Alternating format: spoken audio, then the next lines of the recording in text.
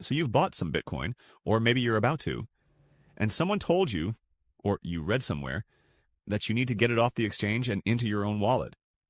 But then you looked into it and thought, what even is a wallet? How does this work?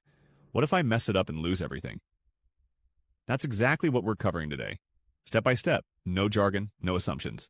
By the end of this video, you'll know exactly what a Bitcoin wallet is, which one is right for you right now, and how to set it up safely. What's up? I'm Sats, and today we're making Bitcoin wallets actually make sense. Let's keep it simple. First things first, a Bitcoin wallet doesn't actually store your Bitcoin. I know that sounds weird. Stick with me. Your Bitcoin never leaves the blockchain. It's always sitting there on the network. What a wallet actually stores is your private key, a unique password that proves you own that Bitcoin and gives you the right to move it.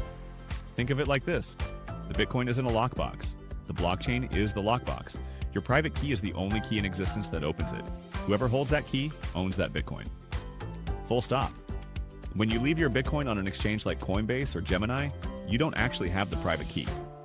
The exchange does. You have an IOU. They're telling you, we've got your Bitcoin, trust us. And most of the time that's fine. But here's the thing. Exchanges get hacked. Exchanges go bust. In 2022, FTX, one of the biggest and most trusted crypto exchanges in the world, collapsed almost overnight. Billions of dollars in customer funds gone. Not because of anything those customers did, just because they trusted someone else with their key. The phrase in Bitcoin is not your keys, not your coins. It's not just a slogan, it's the whole philosophy. A wallet puts you in control. Your key, your Bitcoin, nobody else involved. There are two types of wallets you need to know about: hot wallets and cold wallets. A hot wallet is software, specifically an app on your phone or a program on your computer. It's connected to the internet, it's convenient, it's free, and it's great for smaller amounts of Bitcoin or Bitcoin you're going to use or move soon. Think of it like the cash in your regular checking account. Easy to access, but not where you'd keep your life savings. A cold wallet is a physical device, a small piece of hardware, about the size of a USB drive, that stores your private key completely offline. And it has never touched the internet. That means even if your computer gets hacked, even if someone installs malware on your phone, your Bitcoin is safe, because the key is sitting on a device that isn't connected to anything. Think of it like a safe in the wall. Slightly more effort to access, but that's exactly the point. For most beginners, here's the practical advice. Both types get your Bitcoin off the exchange and into your own control. That's the important thing. The difference is just how secure that storage is. Start with a hot wallet while you're learning.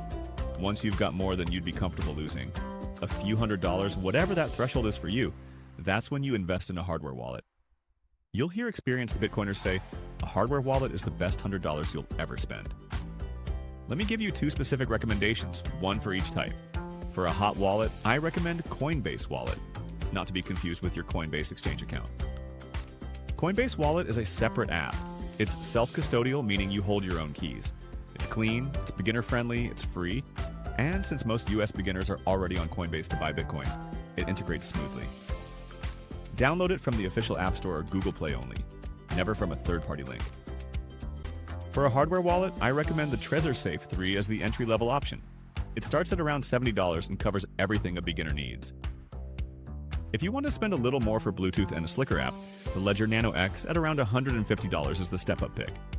Both are well-established, widely trusted, and have been independently audited. Buy directly from the manufacturer's website only, trezor.io or shop.ledger.com. Never from Amazon, eBay, or any third-party seller. A pre-owned or third-party hardware wallet is a major security risk. Let's walk through setting up Coinbase Wallet. This takes about 5 minutes. Step 1. Download the app. Go to the App Store or Google Play, search for Coinbase Wallet, make sure it's the official app by Coinbase Inc., and install it. Step 2. Open the app and tap. Create a new wallet. You'll be asked to set a username. This is just for your display. It doesn't affect security. Step 3. Back up your recovery phrase. This is the most important step in this entire video. Pay close attention. Your recovery phrase, also called a seed phrase, is a list of 12 or 24 random words. This is the master key to your entire wallet. If you lose your phone, if the app gets deleted, if your phone breaks, those words are how you get your Bitcoin back.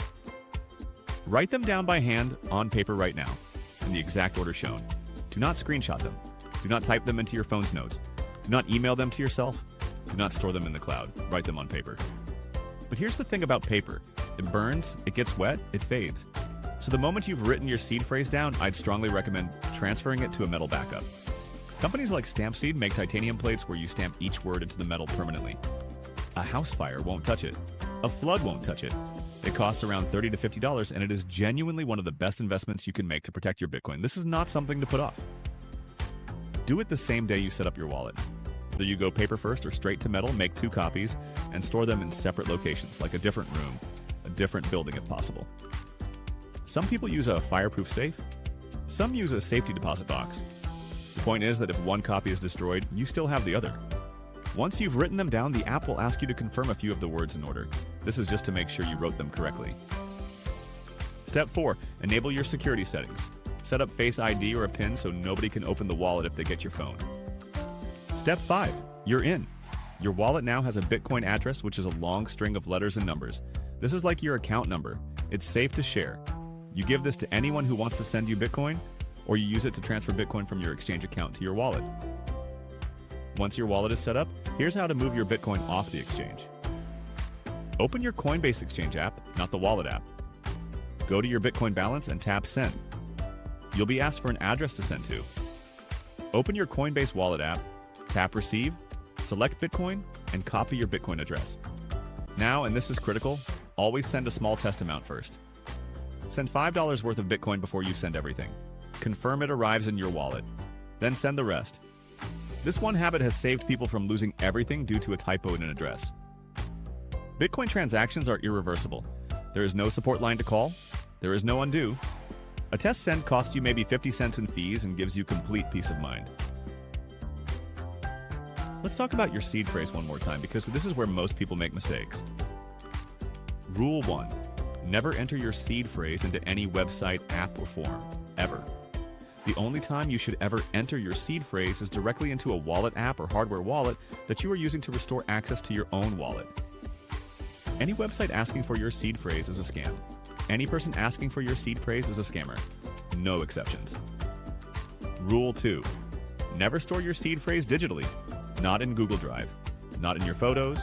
Not in your email. Not in a password manager. Not in a text message. If it's online, it can be hacked. Rule 3. Write it on paper and store it somewhere safe. For extra protection, consider a metal backup. Companies like Stampseed make titanium plates where you can stamp your seed phrase in metal. Paper burns. Paper gets wet. Metal survives a house fire. Rule 4. Never share it with anyone. Not a customer support agent. Not a YouTube commenter. Not a friend helping you set things up. The only person who should ever know your seed phrase is you. If you've gone straight to a hardware wallet, good for you. The setup process is similar but happens on the device itself rather than on your phone. When you first plug in or turn on your Trezor or Ledger, it will walk you through generating a seed phrase, again 12 or 24 words depending on the device. Write them down on the card included in the box. Never type them into a computer. The device will ask you to confirm them, then set your PIN. The key thing to understand with hardware wallets is that the private key is generated on the device and never leaves it. When you want to send Bitcoin, you connect the device, approve the transaction physically on the device itself, and disconnect. The private key never touches the internet. That's the whole point. Alright, let's bring it together. A Bitcoin wallet doesn't store Bitcoin. It stores your private key, which proves you own it. Not your keys, not your coins. Hot wallets are software apps. Convenient, free, good for smaller amounts. Cold wallets are hardware devices, offline, more secure, ideal for larger amounts. For beginners, start with Coinbase Wallet as your hot wallet. Upgrade to a Trezor Safe 3 or Ledger Nano X once you have more than you'd be comfortable losing. Always write your seed phrase down by hand. Never enter it anywhere online, never share it with anyone. And always send a small test amount before transferring your full balance. That's it. You now know more about Bitcoin wallets than the vast majority of people who own Bitcoin. If you've got questions about the setup process, drop them in the comments. Seriously, no dumb questions here. That's what this channel is for. Hit subscribe if this helped, and check out these 2 videos next. If you haven't bought your first Bitcoin yet and want a step-by-step guide on how to do that safely, that video walks you through the whole thing. And if you want to know more about the scams that specifically target people who are new to wallets and self-custody, including the fake support scam and phishing sites, that video could save you from a very expensive mistake. Stack smart, stay curious. See you in the next stack.